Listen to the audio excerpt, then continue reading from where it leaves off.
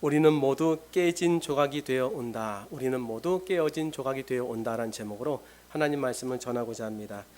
데이비드 윌커슨이라는 목사님이 지금 포기하고 싶은가라는 그런 책 가운데 이런 얘기를 이렇게 담았습니다.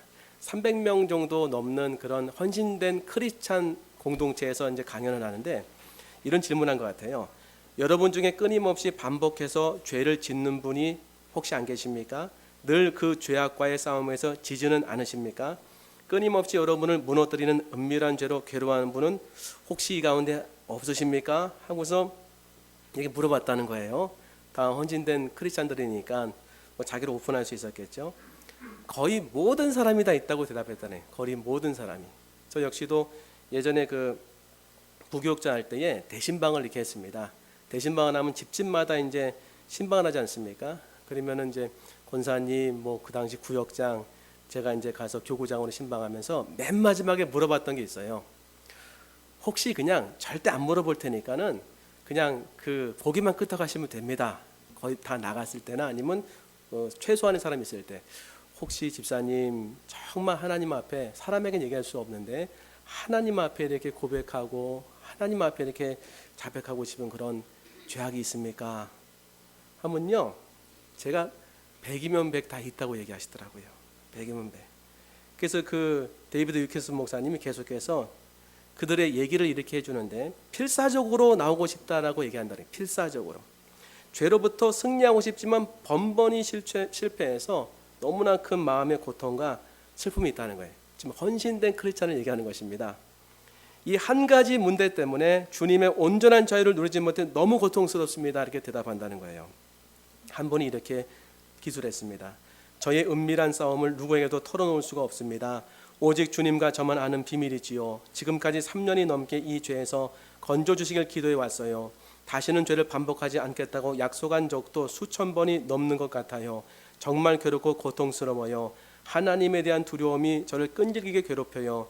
잘못을 아는데 아무리 노력해도 그만둘 수가 없어요. 때로 영원히 벗어날 수 없을 거라는 절망감에 시달립니다. 왜 주님은 하늘에서 내려오셔서 이 문제를 해결해 주지 않으실까요? 16살 된 소년이 목사님에게 이렇게 도움을 요청했어요. 여자친구와 성관계를 하고 있어요. 간음과 음란에 대해 경고하는 성경 말씀들을 계속 읽고 있는데 이제 정말 겁이 납니다. 성경 말씀이 사실이라면 저는 하나님의 심판을 받게 되잖아요. 불안해 죽겠어요. 성관계를 멈출 수가 없는데 죄책감과 두려움 그리고 염려 때문에 머리가 터질 것 같아요. 제 안에 마치 두 사람이 들어있는 듯해요. 나쁜 놈이 착한 놈을 이겨서 하나님이 저를 포기하여야만 하는 상황이 생길까 무서워요. 제 안에 선한 것이 승리하게 하려면 어떻게 해야 하나요? 도움을 요청한 거예요. 그래서 그 책에 여러 가지 다른 얘기를 썼더라고요. 혹시 딱 이것이 아니라 하더라도 우리가 스스로 한번 질문해 볼 수 있죠. 이거 하나만 아니라고 한다면 나는 자유할 텐데, 이거 두 개만 아니라고 한다면 나는 정말 하나님 앞에 거룩하게 살 수 있을 텐데, 이것 하나만 아니라고 한다면 정말 당당하게 크리스찬의 삶을 살 수 있을 텐데, 이 죄만 용서된다고 한다면 나는 정말 자유할 텐데.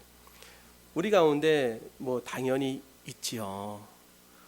요 근래 들어가지고서 제주도에 있는 굉장히 참 고위층에 있는 공무원이 참 우리가 상상할 수 없는 그런 죄악 가운데서 자신이 다 폭로되어지고 비참한 그런 말로가 돼버리지 않았습니까? 근데 저는 그런 게 느껴지더라고요. 그분 한 분뿐이랴.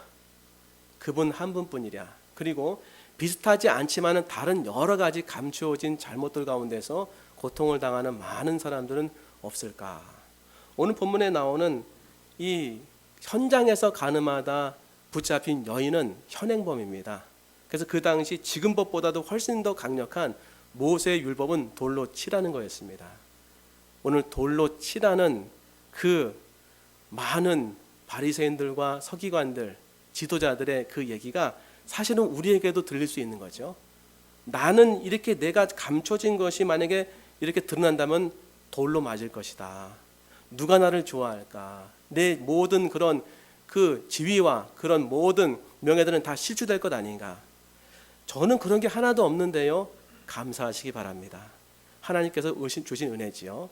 하지만 수도 없이 많은 사람들은요, 한 가지의 이상에 얽매이기 쉬운 그런 힘든 그런 마음의 슬픔과 습관적인 그런 고통들이 있습니다. 그래서 오늘 우리 역시도 이와 같은 사슬에서 어떻게 하면 벗어날 수 있을 것인가, 우리가 그 은혜를 오늘 본문을 통해서 좀 살펴보고 하나님께 은혜를 구하는 시간을 가지려고 합니다.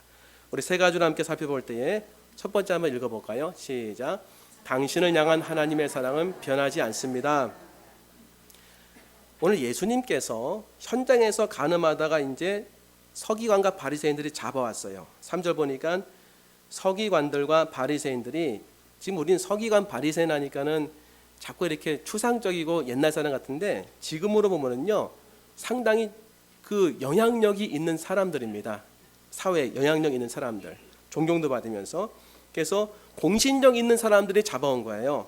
음행 중에 잡힌 여자를 끌고 와서 가운데 세우고 예수께 말하되 선생이여, 이 여자가 간음하다가 현장에서 잡혔나이다. 모세는 율법에 이러한 여자를 돌로 치라 명하였거니와 선생은 어떻게 말하겠나이까. 계속 질문해. 계속. 선생은 어떻게 말할 겁니까?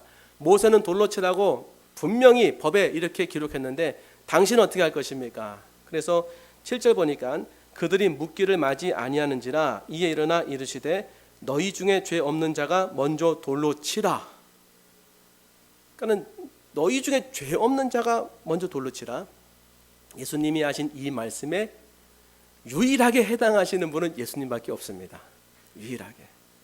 죄 없는 분은 예수님밖에 없고, 그러므로 예수님만이 이 여인에게 돌로 칠 수 있는 권한이 있는데, 예수님만이 돌로 칠 수 있는 권한을 갖고 있는 이분만이, 많은 사람들은 다 돌로 치려고 했지만은 이분만이 그 여인을 돌로 치지 않는 그런 은혜를 베풀었죠. 그 많은 한번 입장을 바꿔놓으시기 바랍니다. 이 여인이 어떤 그런 마음의 감정과 어떤 상태였을까? 현장에서 잡혀서 수치심이 발각된 거죠. 현장에서 잡혀서 수치심만 있겠습니까? 죄책감, 그리고 그 모든 사회적인 지위는 다 무너지는 거죠. 모든 사람들이 자기를 다 이렇게 비난하고 그리고 정죄하는 거죠. 너는 자격이 없다, 선하지 않다, 넌 죽어야 된다, 돌에 맞아 당연히 죽어야 된다, 이렇게 이제 정죄를 하고 그리고 모든 사람이 잘못했다고 얘기하는데, 유일하게 심판할 수 있는 예수님이 어떻게 하셨냐면은 7절 보니까 이렇게 돌로 치라 하시면서 8절 다시 몸을 굽혀 손가락으로 땅에 쓰시니 그들이 이 말씀을 듣고 양심의 가책을 느껴 어른으로 시작하여 젊은이까지 하나씩 하나씩 나가고 오직 예수와 그 가운데 섰는 여자만 남았더라. 아무도 다 이렇게 남자고 다 도망갔습니다. 그럴 때 예수님이 나도 너를 정죄하지 아니하노니 가서 다시는 죄를 범하지 말라.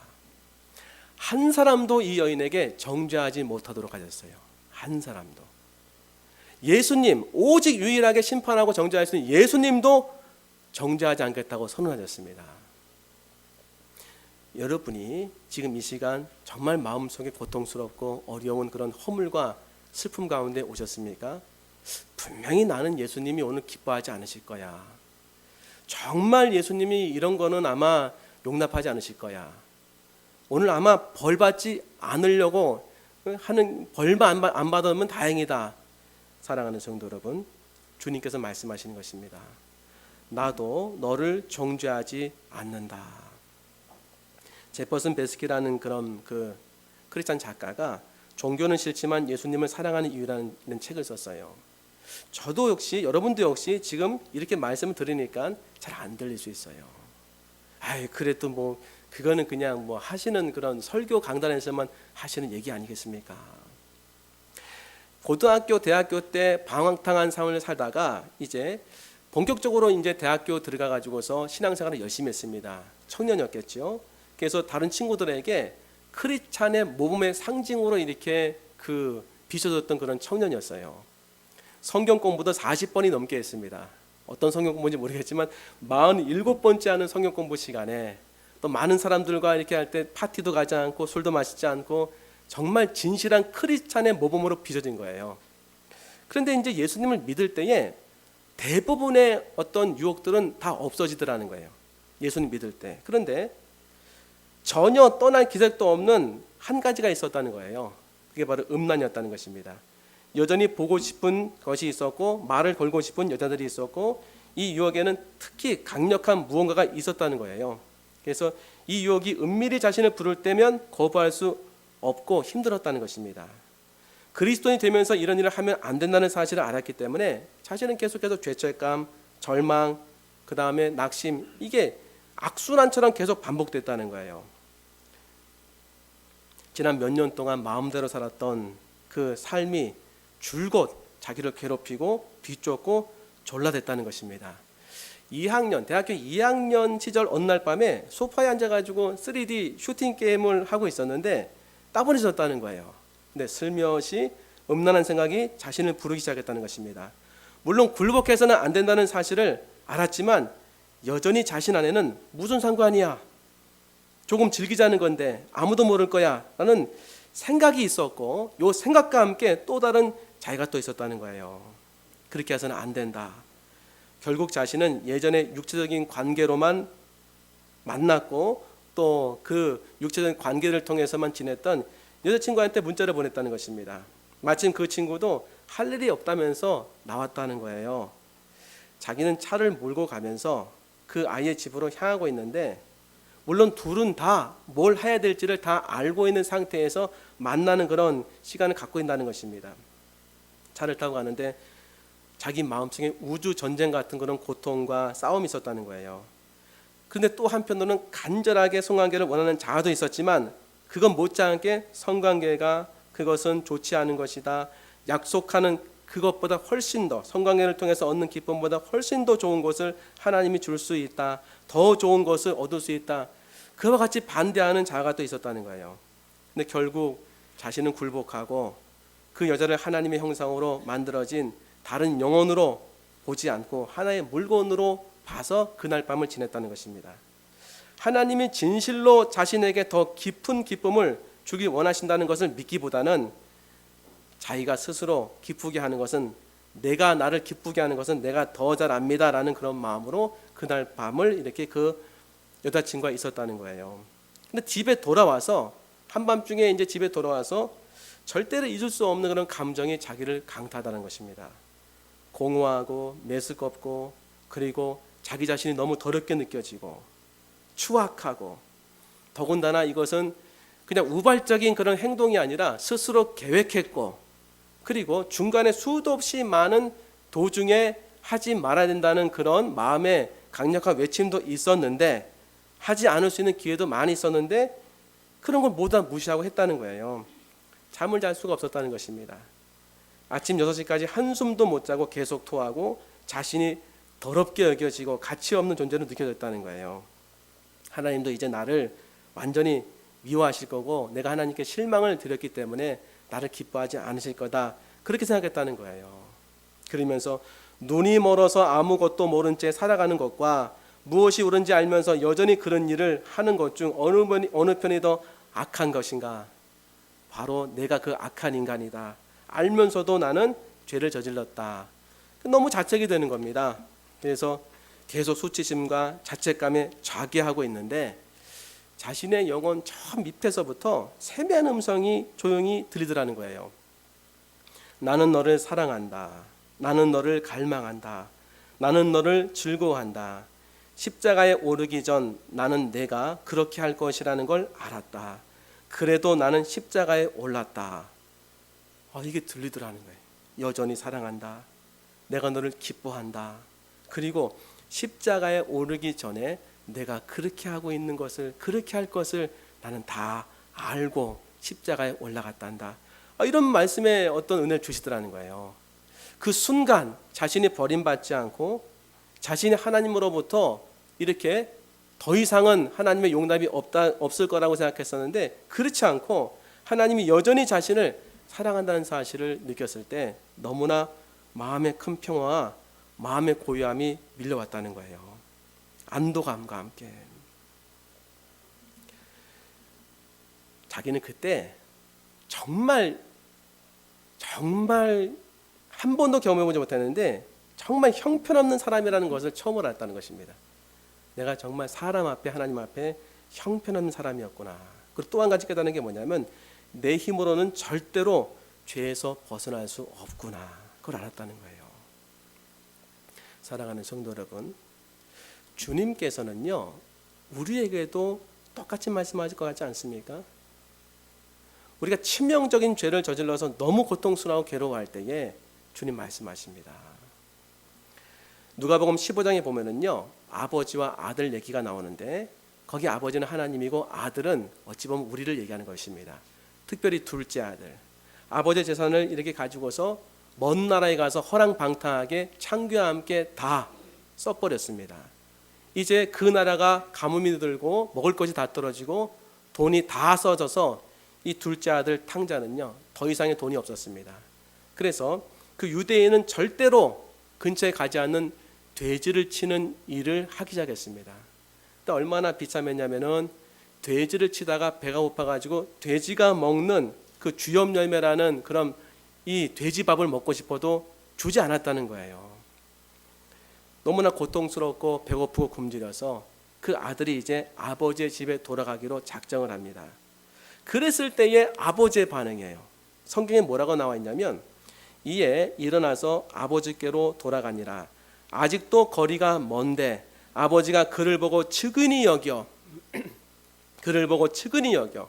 우리 이렇게 반응하지 않지 않습니까?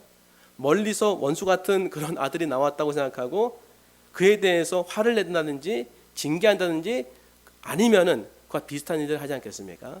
근데 성경은 측은히 여겨, 그를 보고 측은히 여겨. 이 측은히 여긴다는 것은요 지난번에 말씀드린 스프랑코 니조마와 똑같은 단어입니다.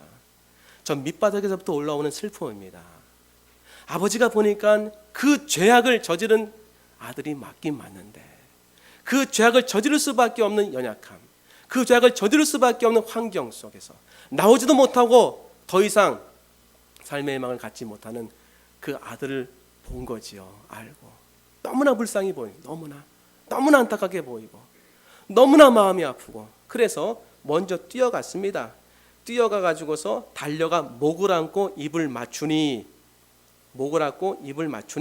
그러면 지금 어디에서 이 아들이 온 것입니까? 돼지우리에서 나왔다고 한다면은 냄새도 많이 날 터요.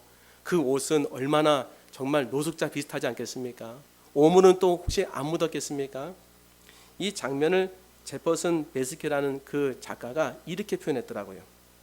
아버지가 그 아들을 안는 장면을, 이것은 십자가에 달려 팔을 넓게 벌리신 채 우리의 모든 더러움을 받아들이시고 흠뻑 젖으신 예수님의 모습이다. 예수님은 우리가 깨끗해지기까지 기다리지 않으신다. 그저 우리를 안으시고 우리의 모든 더러운 것을 그대로 자신에게도 묻히신다. 그렇습니다, 여러분. 여러분이 죄악 가운데에서 더럽다고요? 예수님은 지금 우리 죄악 가운데 들어오셔서요 우리를 만지시고 묻히신 정도가 아닙니다. 그 죄를 자신이 가져가신 거예요. 그 죄를 자기가 뒤집어 쓰신 것입니다. 그리고 우리에게 용서를 주신 것이요. 이 아버지는요 아들에게 이렇게 얘기합니다. 이 아들이 먼저 내가 하늘과 아버지께 죄를 지었사오니 지금부터는 아버지의 아들이라 일컬음을 감당하지 못하겠습니다 하고 이렇게 이 아버지 앞에 회개하니까 이 아버지는 만약에 일반적인 아버지라고 한다면 그래 넌 참 못됐지, 너는 더 이상 내 아들이라 불릴 자격이 없다, 내가 저지른 실수를 만회하고 보상하려면 이 집에서 일을 많이 해야 된다. 근데 여기에 나온 아버지는 종들에게 이르되 제일 좋은 옷을 내어다가 입히고 손에 가락지를 끼우고 발에 신을 신기라. 그리고 살진 송아지를 끌어다가 잡으라. 우리가 먹고 즐기자. 이내 아들은 죽었다가 다시 살아났으며 내가 잃었다가 다시 얻었노라 하니 그들이 즐거워하더라. 정반대의 그 반응을 보였다는 거예요. 오늘 예수님이 말씀하신 정죄하지 않는 모습이 딱 이 모습입니다, 여러분. 제퍼슨 버스키는 이 장면을 이렇게 표현했습니다. 당신이 자녀라면 힘들어 몸부림칠 때, 제멋대로 굴 때 부모님은 오히려 당신 삶에 더욱 친밀하게 관여하신다. 내가 본 모든 부모가 그랬다. 아이가 힘들어 몸부림칠 때, 아이가 반항할 때 부모님은 그 아이를 해고하지 않는다. 오히려 더 늦게까지 자지 않고 그 자녀를 생각하며 기도하고 포기하지 않는다. 자녀는 실제로 더 많은 관심을 받는다. 하나님과 우리 사이도 그렇다. 하나님은 우리를 떠나지 않으신다. 우리가 일을 망쳤을 때, 힘들어 몸부림칠 때 하나님은 실제로 우리에게 더 많은 관심을 쏟으신다. 노력을 해서 자녀가 되는 것이 아니다. 그냥 자녀인 것이다. 맞습니다. 우린 반대로 생각하는 거예요. 내가 잘못하고 그리고 하나님 앞에 죄를 저지르면은 하나님 나를 싫어하실 것이다. 하나님이 나를 더 이상 만나지 않을 것이다. 나를 버리실 것이다. 인정하지 않을 것이다. 그렇지 않습니다. 이건 어찌 보면은요, 사람과의 관계 속에서 그런 일을 당해가지고 그렇게 인식한지 모르겠어요. 어찌 보면 육신의 아버지는 그렇게 할지 모르겠습니다. 그러나 우리의 진짜 아버지는요, 반대입니다. 반대. 사실 육신의 아버지도 그렇게 하시는 부분이 얼마나 많이 있습니까? 여러분은 그렇지 않습니까? 자식들이 잘못하고 자식들이 죄를 저질렀을 때에 정말 그 죄는 믿지만 그 죄를 저지른 자식 편에서 자식을 두둔하지요. 네가 얼마나 힘들었느냐. 너는 그렇게 될 수밖에 없었던 것 같다. 그렇게 얘기는 직접적으로 표현하지 못해도 힘들지, 조금만 참아라, 용서받을 수 있을 것이다, 더 깊이 생각하고 더 많은 시간 할애하고. 사실 하나님이 이렇습니다. 여러분, 우리가 잘못을 저질리고 죄악을 저지르면요, 멀리 가시는 게 아니라 더 집중하시는 거예요. 더 안타까워하시고.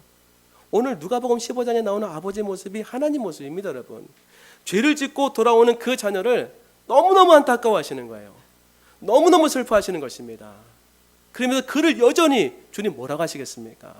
사랑한다고 말씀하시고 내가 너를 절대로 버린 것도 아니고 너는 내 자녀라는 것을 계속 말씀하시는 거예요. 오늘 여러분의 삶 가운데 죄악과 그런 슬픔이 있습니까? 그것 때문에 마치 구원이 막 흔들리시는 분이 계십니까? 정말로 하나님 앞에 믿으시기 바랍니다. 예수 그리스도를 구주로 영접하신 그 하나님의 사람은요, 구원이 취소되는 것도 아니고 그 죄악으로 인해서 하나님께 버림받는 게 아닙니다. 여러분, 여전히 사랑하시고 여전히 하나님의 자녀로 품어주시고 여전히 그를 건지시는 하나님의 놀라운 능력이 있는 것입니다.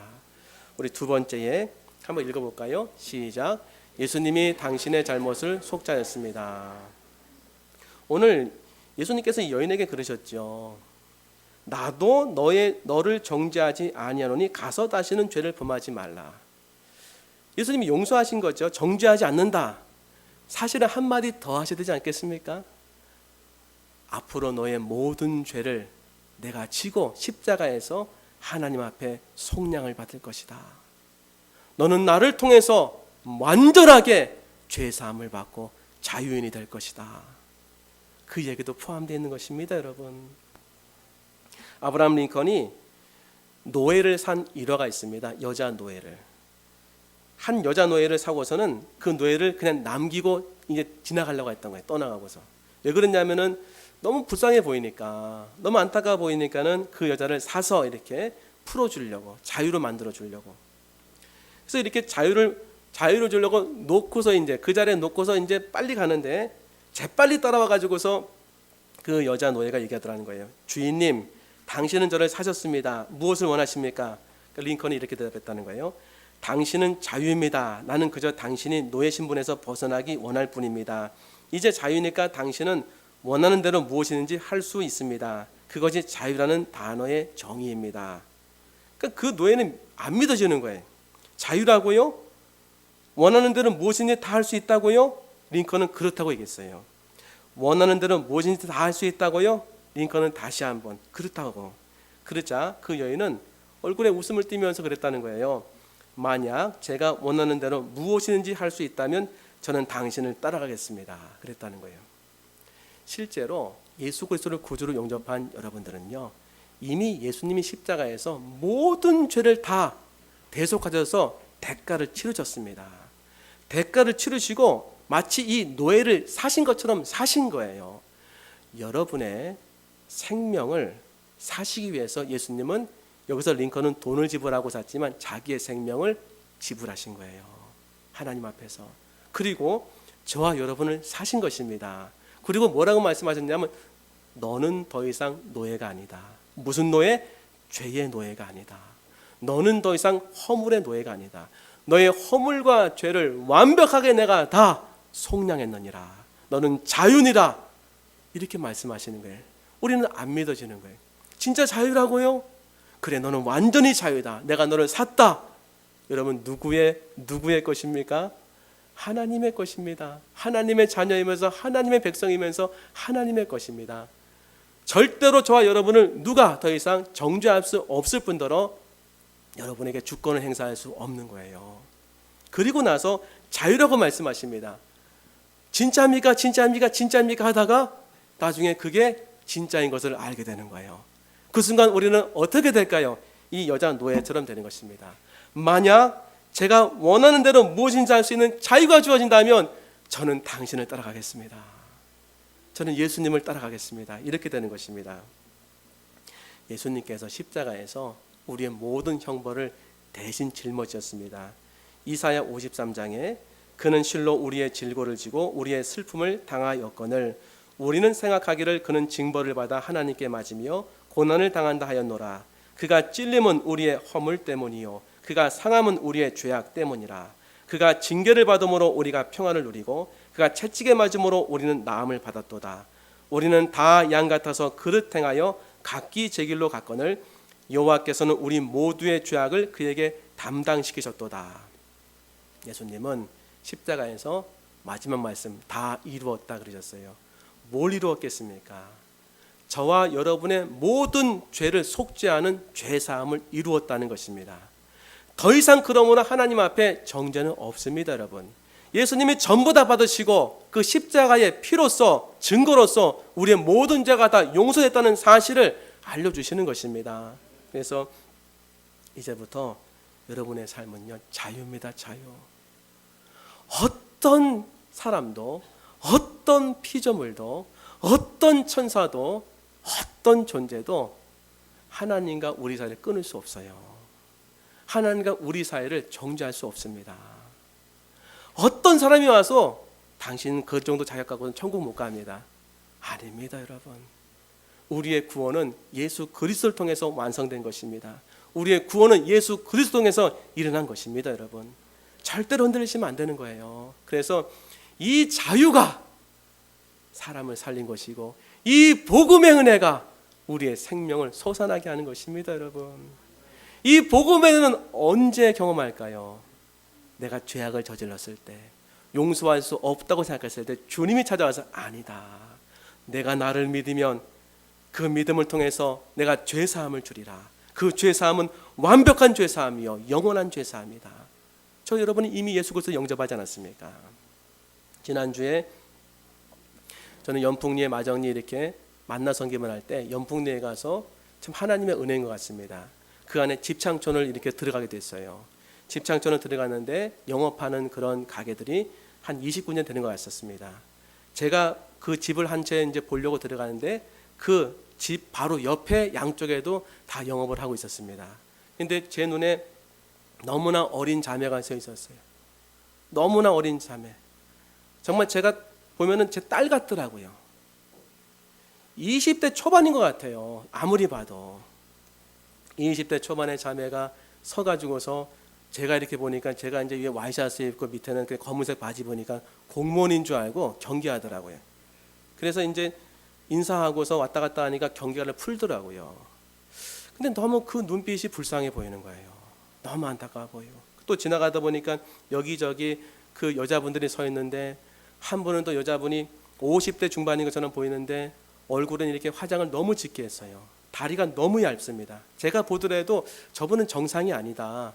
저분은 정말 뭔가 약물에 취한 분 같다. 그러면서 이렇게 남자 손님들을 이렇게 자꾸 부르는 그 모습을 보는데 너무 불쌍해 보이는 거예요. 그들을 살릴 수 있는 사람은 한 명도 없습니다, 여러분. 그들을 그 가운데 건질 수 있는 사람은 아무도 없습니다. 저 역시도 못합니다. 그러나 오직 한 분은 가능하십니다. 예수 그리스도께서 그 안에서 복음을 가르쳐 주시고 예수 그리스도께서 그 심령의 문을 두드리시면 그 영혼 살아납니다, 여러분. 예수 그리스도를 모든 사람이 영접하면요 그 죄가 처음부터 끝까지 완벽하게 없어지는 것입니다. 지금까지 어떻게 살았는지를 주님이 안 물으셨던 사실을 아셔야 돼요.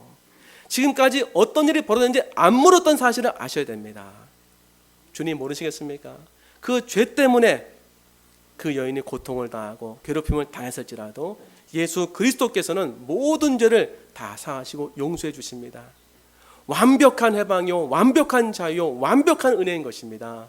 사랑하는 성도 여러분, 이렇게 기쁜 소식이 복음입니다. 여러분, 이렇게 기쁜 소식이, 이 복음은 그래서 병든 자도 살릴 수 있고 죄악에 저지른 사람들도 다시 회복시킬 수 있고, 이 복음은 죽음 가운데 있는 사람도 죽음도 두려워하지 않을 정도로다가 하나님의 생명력을 부여받는 능력의 복음입니다. 여러분, 이 복음이 우리에게 있습니다. 여러분, 예수 그리스도를 알려주고, 그 예수 그리스도가 하나님의 아들이고, 그 예수 그리스도께서 당신의 죄를 대속하시고, 그 예수 그리스도를 구주로 영접하면은 그 모든 죄가 속죄함을 받고 하나님의 자녀가 되고, 한번 하나님의 자녀가 되면 영원히 하나님은 버리지 않으신다는 이 놀라운 메시지를 들어야 되지 않겠습니까? 그들의 영혼이 살아나지 않겠습니까? 더 나아가서 우리도 다시 한번 들어야 되지 않겠습니까? 사랑하는 성도 여러분, 속지 마시기 바랍니다. 너무나 이제는요, 다른 복음이 왔다 갔다 하는 것 같아요. 사도 바울은 자기의 목숨을 던질 정도로 너무 기뻤던 것입니다. 그 당시 지켜야 될 율법이 너무 많았습니다. 종교예요, 종교. 너무 많은 율법, 너무 많은 해야 될 것, 너무 많은 그런 제재들, 이 종교성 안에 갇혀있던 이 사도 바울을 하나님께서 다메섹 도상에서 만나주시고, 그게 참된 복음이 무엇인지 알려주셨습니다. 내가 너의 모든 죄를 다 용서했노라. 오늘 우리에게 이 복음이 필요합니다. 예수 그리스도를 구주로 다시 한번 영접하십시오. 그리고 구주로 모시십시오. 예수님께서 여러분을 위해서 십자가에서 모든 죄를 다 대속하셨습니다. 예수 그리스도를 믿는 여러분들은 완전한 자유입니다. 완전한 해방입니다. 여러분 절대로 정죄받지 않습니다. 마지막 세 번째 한번 읽어보겠습니다. 시작. 실패에도 불구하고 주님을 예배하십시오. 우리가 예수 그리스도를 믿어 죄사함을 받고 그리고 영생을 얻었는데 우리의 삶은 여전히 바뀌지 않는 아픔이 있습니다. 아까 300명의 사람들은 헌신된 크리스찬이라고 말씀드렸죠. 왜 여전히 죄악 가운데 있는가? 왜 여전히 끊을 수 없는 그런 고통 가운데 있는가? 우리의 죄는 우리 가운데 깊이 들어와 있어서 우리의 생활 습관을 바꿔놓았습니다. 이 가운데서 주님께서는요, 그 모든 죄악의 뿌리를 뽑아내시려고 인간의 힘은 할 수 없기 때문에 예수 그리스도를 구주로 영접한 사람들을 성령님을 보내서 죄의 습관을 없애주시는 것입니다. 여러분, 오늘 성경에 나와 있는 이 여인보다 아마 제가 보기에 훨씬 더 음란하고 훨씬 더 가망 없는 사람이 구약에 나와요. 오늘 여인은 한 번 걸려가지고 한 번 정죄받은 거, 이 용서받은 거 아니겠습니까? 근데 이 여인은요, 한 번이 아니에요. 호세아의 아내 고멜입니다. 그 여인이. 호세아는 선지자요 의인입니다. 근데 하나님 뭐라고 말씀하시냐면은 이렇게 말씀하세요. 호세아 1장 2절에 보니까 너는 가서 음란한 여자를 맞이하여 음란한 자식을 낳으라. 누군가 봤더니 고멜이라는 창녀를 아내로 이렇게 삼으라는 거예요. 그래서 그 창녀를 통해 가지고서 자녀를 낳으라는 것입니다. 너무 기가 막힌 것은 하나님 말씀에 순종해 가지고 아내로 삼았어요. 그런데 이 직업 여성이 자기의 습관을 버리지 못하고 도망가 버린 것입니다. 계속 집을 나가는 것입니다. 나중에 어느 정도였냐면 노예 시장에서 돈을 주고 이 여인을 다시 사야 했습니다. 그런데 주석가들은 그렇게 표현합니다. 노예 시장에 섰을 때 그 여인은 다 벗겨져 있은 상태일 것이다. 남편으로서 얼마나 수치심이 있고 슬프고 참담한 그런 현장이었겠습니까? 말씀대로 저 여자와 결혼했습니다.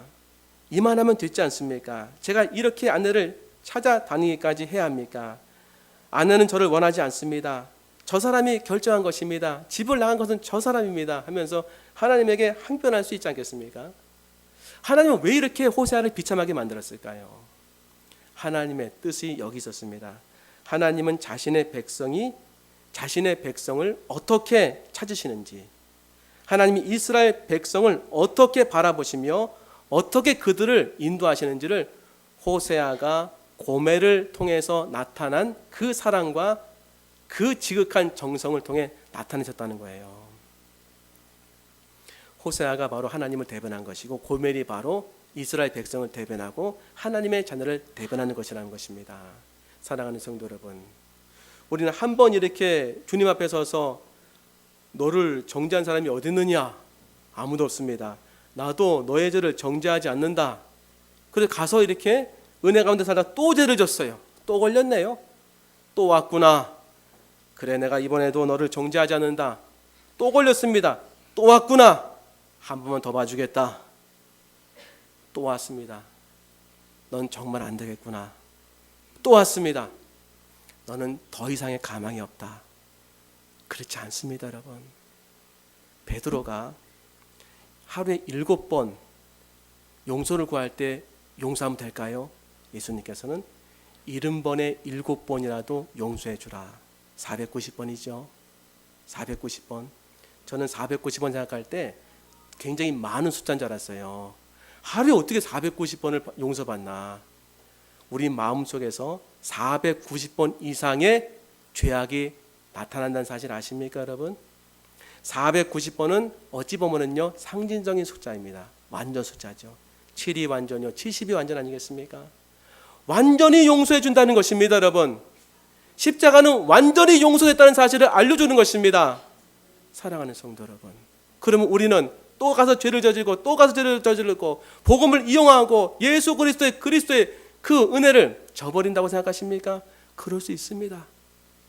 우린 연약하기 때문에, 부족하기 때문에 계속해서 주님의 은혜를 알지 못하고 죄악 가운데 동일하게 갈 수 있지만 하나님의 성령께서 알게 하시는 거예요. 다시 서서 용서받고, 다시 서서 용서받고, 다시 서서 용서받고, 다시 서서 용서받고, 다시 서서 용서받고, 다시 서서 용서받고 하는 순간에 정말 주님이 나를 사랑하시는구나. 그런 용서와 사랑을 받아본 적이 없거든요. 그런 용서와 사랑을 하나님 벼르고 계신 것이 아닙니다, 여러분. 주님은 이미 사랑하시고 용서하신 것입니다. 그 은혜를 알게 하시는 거예요. 정말 하나님이 살아계셔서 나를 용서하셨구나, 나를 여전히 사랑하시는구나, 나를 외면하지 않으시는구나, 수도 없이 많은 반복된 죄악 가운데 그걸 알게 하시는 것입니다. 데이비드 윌커슨 목사님이 길을 가는데 한 여자가 갑자기 나타나가지고서 다짜고짜 자신을 세우더니 팔목을 이렇게 잡고서 소매를 움켜쥐고서 자신의 이 마음의 한탄을 얘기한 거예요. 목사님, 지금 저는 일생에서 제일 암울한 시기를 지내고 있습니다. 어느 길로 가야 할지 갈피를 못 잡겠어요. 남편이 저를 버렸어요. 전부 제 탓이에요. 하나님과 가족들에게 제가 한 짓을 생각하면 잠이 오지 않아요. 대체 어떻게 하면 좋을까요? 목사님 마음이 참 아팠던 거예요. 자매님, 지금 바로 저 모퉁이로 가서 손을 들고 주님을 예배하십시오. 주님께 실패했다고 고백하고 그럼에도 그분을 사랑한다고 말하십시오. 그리고 집으로 가서 무릎을 꿇고 기도하세요. 하나님께 무언가를 구하는 기도가 아닌 그냥 마음과 손을 들고 그분을 예배하십시오. 그러니까 그 여인이 저 구석에 가더니 눈물을 흘리면서 손 들고 예배를 찬양을 하더라는 거예요. 우리에게 동일하게 적용이 됩니다, 여러분.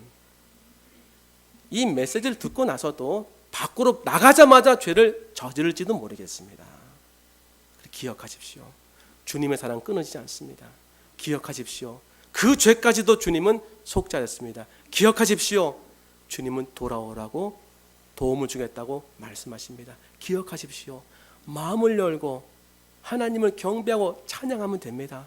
마음을 열고 내 부족함과 연약함을 말씀드리면 됩니다. 마음을 열고 내가 더 이상 내 힘으로 싸우지 않고 주님을 의지하겠노라고 말씀드리면 되는 것입니다. 하나님, 이제 한계를 벗어났습니다. 노력해도 아무 소용이 없습니다. 더 이상 우리에게는 희망이 없습니다. 주님이 아니면 더 이상 희망이 없습니다. 이제 오직 주님 앞에 나아가 주님의 도우심만을 의지하겠습니다. 주님은 실패한 사람에게 말씀하십니다. 이렇게 내가 연약할 때 내가 함께 해주겠다. 포기하지 마라. 두려워하지 마라. 외면하지도 도망하지도 마라. 나를 밀어내지 마라. 내 안에 경건한 근심이 있느냐? 내 과거 행위가 미워하느냐? 승리를 원하느냐? 계속 나와 함께 가자꾸나. 암탉이 그 날개로 새끼를 품듯이 내가 너를 품어주겠다. 원수에게서 너를 지켜주겠다. 사랑하는 성도 여러분, 여러분은 성령님이 계십니다. 하늘에 하나님이 계십니다. 우리를 구원하신 구세주 그리스도가 계십니다. 삼위일체 하나님이 우리 한 사람을 살리기 위해서 모든 것 다 쏟아 부으셨습니다. 그리고 우리를 상하지 않고 하나님의 아들의 나라로 이끌어 주시기 위해서 지금도 눈물을 흘리시고 인도하시는 것입니다. 오늘 그 사랑과 그 은혜가 있으므로 우린 힘을 낼 수 있는 것입니다. 여러분, 절대 낙심하지 마시기 바랍니다. 원래 사람은 그렇게 연약합니다. 원래 사람은 그렇게 나약하고 죄 가운데 있었던 존재인 것입니다. 그런 주님을 바라보고 일어서서 하나님을 경배하고 찬양하기 시작할 때, 주님의 도우심을 간구할 때 주님께서는 신실한 모습으로 여러분을 인도해 주실 것입니다. 이 은혜가 오늘 저와 여러분에게 임하길 소망합니다. 기도하겠습니다.